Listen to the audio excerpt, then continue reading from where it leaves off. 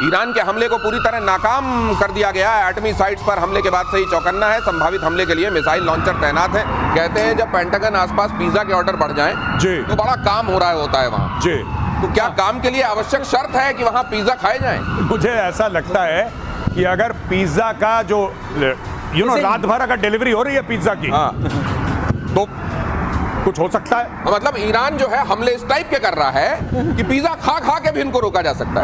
मैं तो खुद सोच रहा हूँ कि साउथ ब्लॉक के आगे छोले भटूरे की दुकान लगा दूं। ठीक है, कहीं दोबारा ऑपरेशन सिंदूर चालू हुआ, पता लगा मेरे ऑर्डर निकल रहे हैं, ये भी हो सकता है। दक्षिण इजराइल के बरशेबा में, बीरशेबा जिसको बोलते हैं, ईरानी हमला, कई इमारतें ध्वस्त, 4 की मौत, कई जख्मी। सीज फायर के बाद ईरान का यह हवाई हमला हुआ। ईरान बोला आखिरी हमला हमने किया है, 10 से 15 बैलिस्टिक मिसाइलें दागी गईं। ये इनकी कौन सी बात ये माने, इनकी कौन सी बात से इनकार कर दे, कोई नहीं जानता। और इस तरह की सिचुएशन ही किसी को ये सोचने के लिए मजबूर करती है कि अगर इनके हाथ में, बंदर के हाथ में उस तरह फिर भी सेफ होता है, इनके हाथ में अगर न्यूक्लियर आ गया तो क्या होगा। अगली खबर देखिए, ईरान के शॉर्ट रेंज हथियार अमेरिका के लिए बड़ा खतरा। ईरान की रेंज में 2 दर्जन अमेरिकी मिलिट्री बेस, SRBM मिसाइलें, फजर 5 रॉकेट सिस्टम, घातक कामिकाजी ड्रोन के जरिए भी हमला संभव। लेकिन क्या ये पहले फोन करके इन तमाम जगहों पर बता देगा ईरान फिर से कि देखिए मेरे पास ये है, मैं कुछ जगहों पर भेजूंगा। देखिए भाई साहब, एक मैं बात आपको क्लियर बता दूं, ईरान की स्ट्रेटजी, जब भी ईरान के खमेनेई को ये भी बोलना पड़ता है कि दुश्मन बहुत बुरा है और हम दुश्मन के दांत तोड़ देंगे, वो कभी यूएस का नाम नहीं लेते। ज़ायोनिस्ट रजीम का नाम लेगा, वो नाम लेगा भाई साहब इजराइल का, किसी तरीके से यहूदियों का नाम लेगा। यूएस का नाम उसने लिया ही नहीं लिया। जबकि असली में मार यूएस ने मारी है। जो फोर्डो का, इस्फहान का, नेतान्स जो भी बर्बादी करी है, असली बर्बादी अमेरिका ने करी है। इसके पीछे वजह क्या है? हाँ, इसके पीछे वजह क्या है? क्योंकि उसको पता है कि अगर अमेरिका को छोड़ेगा तो अमेरिका के पास ऐसी टेक्नोलॉजी है कि और मारेगा उसको, और वो नहीं खाना चाहता मार, इतनी नहीं खाना चाहता मार। सही है, मार पड़ेगी असल में अमेरिका से। इजराइल भी कम नहीं मार रहा है, लेकिन उधर से जो पड़ेगी फिर उसमें कराह भी नहीं निकल पाएगी। इसलिए इजराइल के साथ साथ अमेरिका का नाम बिल्कुल मत ले लेना, वरना ये दोनों तरफ से थप्पड़ पड़ने वाली नौबत आ जाएगी। और 4.1 की तीव्रता के साथ ईरान में भूकंप आया। ईरान में इन दिनों धरती हिलती है, या पिछले करीब 1-1.5 महीने से पाकिस्तान में अगर धरती हिलती है तो लोग कहते हैं न्यूक्लियर वाली तो नहीं है। 4 दिन में तीसरी बार ईरान में भूकंप के झटके। दक्षिण पश्चिम में मिस्री शहर के पास आसपास भूकंप आया। न्यूक्लियर टेस्ट की जताई जा रही है आशंका। संभव है क्या सर? बिल्कुल संभव नहीं है, बिल्कुल संभव नहीं। कोई न्यूक्लियर टेस्ट वहां नहीं हुआ है। ये जो गिरा है, हल्के फुल्के झटके आते हैं। और वहां के ऑन सीरियस नोट, वहां टेक्टोनिक प्लेट ऐसी है कि ईरान में झटके आते रहते हैं। अच्छा, इस तीव्रता के आते रहते हैं। पहले भी ये ज्योग्राफिकल जो वहाँ की लोकेशन है, लेकिन ये वाले जो आप कह रहे हैं, जो आप कब्र के नीचे आपने दबा दिया, अगर वहाँ कुछ पटाखे हो रहे हैं, छोटे मोटे झटके आ सकते हैं। सर तो ये बताइए, क्या ये तीनों चारों जगह जहाँ पे ये फोड़ दिया गया, क्या यहाँ से इन्होंने यूरेनियम सरका दिया? पहले सरका दिया वाली बात बहुत चल रही है, लेकिन जो यूरेनियम सरका दिया गया है वो कंफर्मेशन में नहीं है। और जो आकलन है, जैसे गौरव भी कह रहे हैं और हम भी कह रहे हैं, किसी विश्वसनीयता नहीं कह सकते हैं, लेकिन एक विश्वास है कि ये इजराइल को पूरा पता था। मोसाद का पूरा जाल बिछा हुआ वहां पर, मकड़ जाल। वो कौन लेके भाग गया? मोसादी लेके भाग गया क्या? ओ, ये 400 किलोग्राम जो गायब हुआ है, तो गायब तो चलो ठीक है, हो गया, लेकिन ईरान वालों ने खुद ही वहां से हटाया या मोसाद लेके उड़ गया? ये बड़ा सवाल। और अमेरिका पर ईरान के कमजोर हमले का असर, कच्चे तेल की कीमतों में 4.08% की गिरावट। WTI क्रूड ऑयल ये $72.69 पर पहुंचा। ब्रेंट क्रूड ऑयल 75.81 तक आया। तो ये होर्मुज और उसको लेकर डर और ये कच्चे तेल की कीमतें, ये वाला भी मामला खत्म फिलहाल के लिए। फिलहाल के लिए देखिए, मैं इतनी गर्मी में अगर अभी नहीं होगा, इतनी गर्मा गर्मी में, तो बाद में कब होगा? नहीं, देखिए ट्रंप ने बोला सीज फायर, दोनों पार्टियों ने नहीं माना। अगर कल कुछ ऐसा होता है, देखिए ये सब किस चीज पे डिपेंडेंट है? इस चीज पे डिपेंडेंट है कि रेजिम बनी रहे। अगर रेजिम को ये लगा कि भाई मरता क्या ना करता, अब हम खत्म होने वाले हैं, अब हम बर्बाद होने वाले हैं, जाते जाते हम कुछ ना कुछ डेस्परेशन में कर दें, तो स्ट्रेट ऑफ हॉर्मुज उनका एक ऑप्शन हो सकता है। और धमकी के बावजूद ईरान ने फिलहाल नहीं रोका है हॉर्मुज गलियारा। कच्चे तेल का सबसे बड़ा रास्ता हॉर्मुज, चीन और भारत के लिए सबसे अहम हॉर्मुज चीन की तो इकोनॉमी मेनली समझ लीजिए हॉर्मुज से ही चलती है। ये है वो इलाका जो आप यहाँ देख रहे हैं, देखिए, जिसको हमने बड़ा भी करके आपको दिखाया है, थोड़ा इसको मैग्नीफाई करके दिखाया। एक बात मैं जोड़ दूं कि एज पर जो हमारा यूएन, इन्होंने प्रस्ताव पास किया आपने यहाँ संसद में, उसके बाद ये रोके क्यों नहीं रोका इन्होंने?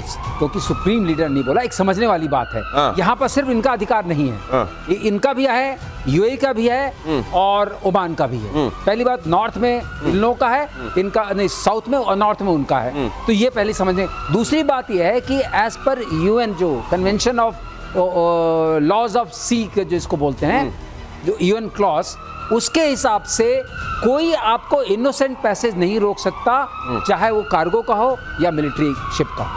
तो रोकने का अधिकार इनके पास नहीं है। जो किसी के अधिकार क्षेत्र में नहीं आती, उसको कोई रोक नहीं सकता। नहीं, इनोसेंट पैसेज उसका नाम है। अच्छा, इनोसेंट पैसेज मीन मैं वहां से गुजर रहा हूँ, आप मेरे को नहीं मार सकते। अच्छा। चाहे मैं आपके वाटर से गुजर रहा हूँ, चाहे मैं आपके ही अधिकार क्षेत्र वाले। अच्छा, क्योंकि जो स्टेट्स हैं, टोटल 16 स्टेट्स हैं पूरे वर्ल्ड में, उसमें से 3 बड़ी डोमिनेंट हैं। एक ये है, एक मलाका वाली है, और दूसरी क्या उसको मेदलेव, अब बेदले कुछ एक और है जो रेड सी के पास वाली है। इन तीनों की जो है, लेकिन ये तीनों बड़ी इंपॉर्टेंट हैं। ये मैं जानना चाहता हूँ कि चलिए फिर यहाँ से चीन को तेल मिलता रहेगा, और चीन की चुप्पी समझिए। चीन क्यों चुप है? क्योंकि स्ट्रेट और हॉर्मुज को देख रहा है ना। अगर आपने इसको बंद किया, उसके ऊपर 80% इंपैक्ट उसके ऊपर चुप है, ठीक है।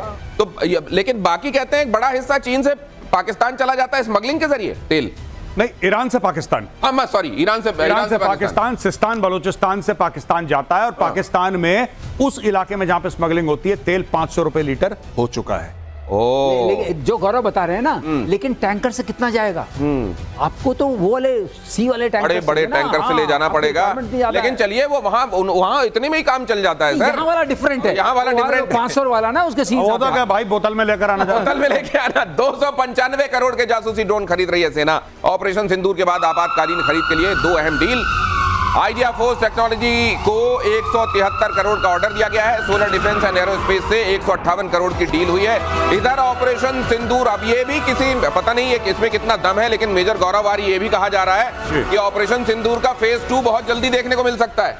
आई रियली होप, मैं उम्मीद करता हूं कि हो जाए एक बार, क्योंकि पाकिस्तान की अच्छी वाली कमर तोड़नी पड़ेगी, तब जाके पाकिस्तान बाज में आएगा। किसी को यह गलतफहमी है, किसी को, कि पाकिस्तान ने अपना आतंकवाद रोक दिया है ऑपरेशन सिंदूर के बाद, यह गलतफहमी दूर कर लीजिए। यह पाकिस्तान के खून में शामिल है, वो दोबारा करेगा।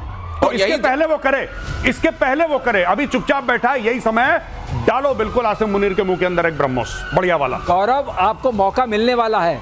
बिलावल वापस पहुंच चुके हैं। बिलावल वापस पहुंच चुके हैं, और वह आजकल पानी को लेकर बहुत जम के बातें कह रहे हैं। वो कह रहे हैं कि अब एक बार फिर से हम युद्ध तक जाने वाले हैं। ओह माय गॉड, 6 की 6 नदियां ले लूंगा मैं।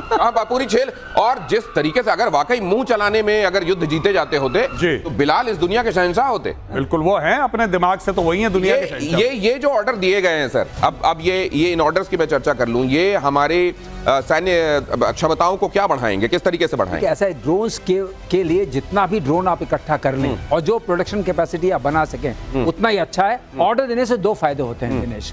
जो पहला ये होता है कि आप जो ऑर्डर सर्विस करते हैं, तो आपके अंदर प्रोडक्शन कैपेसिटी भी डेवलप होती है, जो पहला रिक्वायरमेंट है। अच्छा, हम जो एक्सपोर्ट करना चाहते हैं, ऑर्डर देते हैं, तो जो कंपनी है, जैसे इस केस में आइडिया फोर्ज है और सोलार है, दोनों के यहाँ प्रोडक्शन कैपेसिटी हो जाएगी, क्योंकि उनके पास पैसा है, वो बनाएंगे, वो सारा सप्लाई चेन स्टैब्लिश हो जाएगा, और वो आर्मी एयरफोर्स देंगे। अब वो प्रोडक्शन कैपेसिटी, अगर जो ऑप सिंदूर 2 की बात हो रही है, उस वक्त तो और काम आएगी, क्योंकि हम और वो बना सकते हैं, तेजी से बना सकते हैं। अगर आपने एक लाइन स्टैब्लिश कर ली है, जैसे आकाश को मैं आपको एग्जांपल दूं, फर्स्ट ईयर में जब हम प्रोडक्शन हमने किया, हमने सिर्फ 96 मिसाइल्स बनाई थी, ठीक है, लेकिन अब हम 1000 बना सकते हैं। तो ये होता है, ऑर्डर प्लेस करने के बाद आप अपनी क्षमताओं को बढ़ाते हैं और क्षमताओं को भांपते हैं। और जो बिलावल वाली बात मैं कर रहा था, वो खबर जरा देख लीजिए। बिलावल भुट्टो ने युद्ध की गीदड़ भभकी दी है।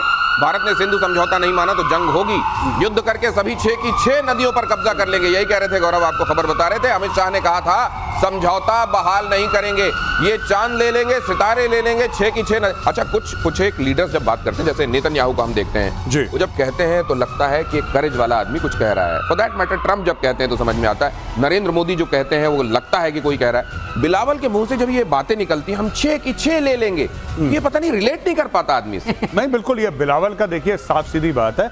बिलावल भुट्टो को जैसे देखिए, उन्होंने 2-3 लोग हैं, जैसे बिलावल के जो फादर हैं सरदारी, उनको रख रखा है फीता काटने के लिए, उसका काम सिर्फ फीता काटना है, ठीक है।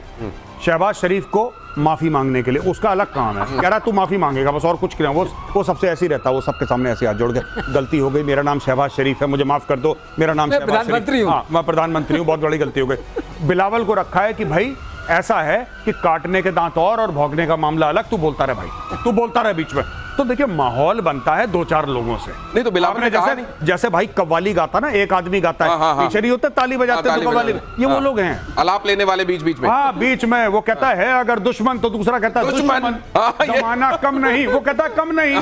तो ये है, ये पीछे ये वाले हैं, ये कव्वाली वाले, ये बीच बीच में इसी तरीके से ये साथ देने वाले जो कलाकार हैं इनको ध्यान से देखते रहिए। और पिनाका रॉकेट की 2 नई रेजिमेंट बनेंगी, अपनी मारक क्षमता बढ़ाएगी भारतीय सेना। पिनाका मल्टी बैरल रॉकेट की 10 रेजिमेंट हो जाएंगी, एक रेजिमेंट में 18 पिनाका रॉकेट लॉन्चर होते हैं। ये भी एक ये बहुत हमारी खतरनाक मिसाइल है, बहुत खतरनाक मिसाइल, बहुत खतरनाक। अच्छा, शॉर्ट रेंज के लिए इससे अचूक निशाना लगता है। और आप जो है अगर जो आपका वो होगा बॉर्डर मैनेजमेंट जो होगा वो बहुत अच्छा इफेक्टिव होगा, ये बहुत इंपॉर्टेंट है। बॉर्डर मैनेजमेंट जो होता है, ये बॉर्डर मैनेजमेंट कैसे होता है मेजर गौरव आर्य? सर सीधी सी बात है, भय से होता है, कैसे होता है? बस और कुछ नहीं है इसमें। ये पिनाका लगा है 1 किलोमीटर बाय 800 मीटर्स का एरिया, यानी कि 1000 मीटर से लेकर 800 मीटर का इलाका एक बार आपने पूरा सैल्वो फायर करा, ये राख बन जाएगा। तो अगर कल आप कहते हैं ऑपरेशन सिंदूर में कि एक ब्रिगेड हेडक्वार्टर आपको गायब करना है, पाकिस्तान ने भगवान न करे कोई टेरर अटैक करता है कश्मीर में या भारत में कहीं भी, और आपको पाकिस्तान को सजा देनी है, सिर्फ एक फोन करना है, एक पिनाका आपने फायर करा, पूरा सैल्वो निकला, 1000 मीटर यानी कि 1 किलोमीटर बाय 800 मीटर्स का जो स्क्वायर है ना, वो बन जाता है बिल्कुल राख। वहां पे कोई चीज जीवित नहीं रहती, वो राख बन जाता है, बिल्डिंग हो कुछ हो, वो मलबा बना देगा पूरे इलाके को। तो अगली बार अगर हमें अटैक करना है, कोई भी टैक्टिकल हेडक्वार्टर या कोई भी स्ट्रेटेजिक हेडक्वार्टर पाकिस्तान का, एक बटन दबाया, हर हर महादेव।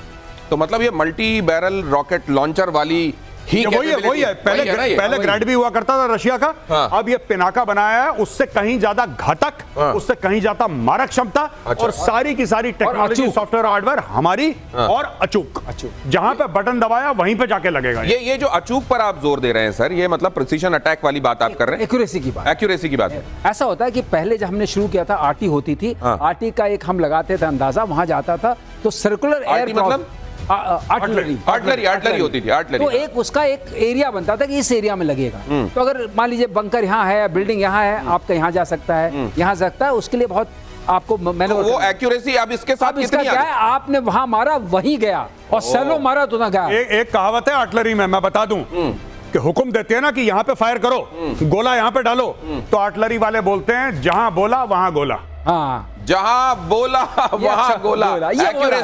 एक्यूरेसी देखिए ऐसी होगी, इसीलिए पिनाका इतना खतरनाक तरीके से और बढ़ा देने वाला है भारत की क्षमताओं को। रेगिस्तान में भारत का जोरदार युद्धाभ्यास, कोनार्क गनर्स ने दिखाई तोपों की मारक क्षमता, बेहद केंद्रित और सख्त फायरिंग की गई, फायरिंग ड्रिल में आजमाई गई अत्याधुनिक हथियारों की क्षमताएं। ये इस ड्रिल का मायना क्या है सर? केंद्रित जो वर्ड बोला है ना, ये केंद्रित वाला वही वर्ड है जी, एक्यूरेसी वाला। हाँ, जहां बोला वहां गोला। देखिए जहां बोला वहां, बहुत अच्छा शब्द है, जहां बोला वहीं गोला। हाँ, ये आर्टिलरी वाले अक्सर बोलते हैं, तोप खाने वाले, कि साहब जहां बोला वहां गोला, ये वही कार्रवाई हो रही है वहां पे। इसका एक और मतलब है, बोला गोला तो कमांडर की आवाज आई, एक होता है उन्होंने अगर हमें कुछ बोला तो ले गोला।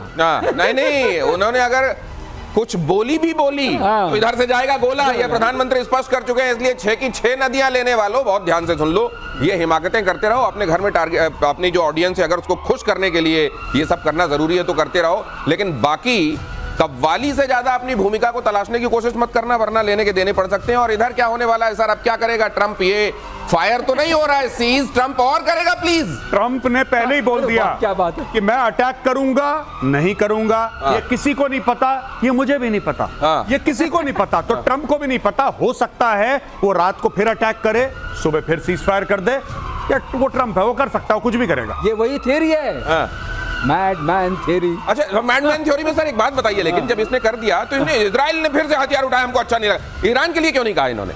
इसलिए कि इजराइल वो नेतन्याहू को अपना दोस्त मानता है। बोला भाई साहब हम लोग कोऑर्डिनेटेड चल रहे थे। ऐसा तो नहीं है मुनीर की तर्ज में कुछ दिनों में खामेनेई भी गए हैं नोबेल दे दो इनको? हाँ, कहीं इसलिए तो नहीं हो रहा है? ये भी एक बड़ा सवाल है। प्रतिशोध में आज के लिए इतना ही, फिर होगी मुलाकात। क्या होने वाला है दुनिया का उस हिस्से का जहां जंग चल रही है और जहां शांति है, क्या वहां शांति रहेगी? ये एक बड़ा सवाल है। आज के लिए इतना ही, नमस्कार, धन्यवाद, जय हिंद।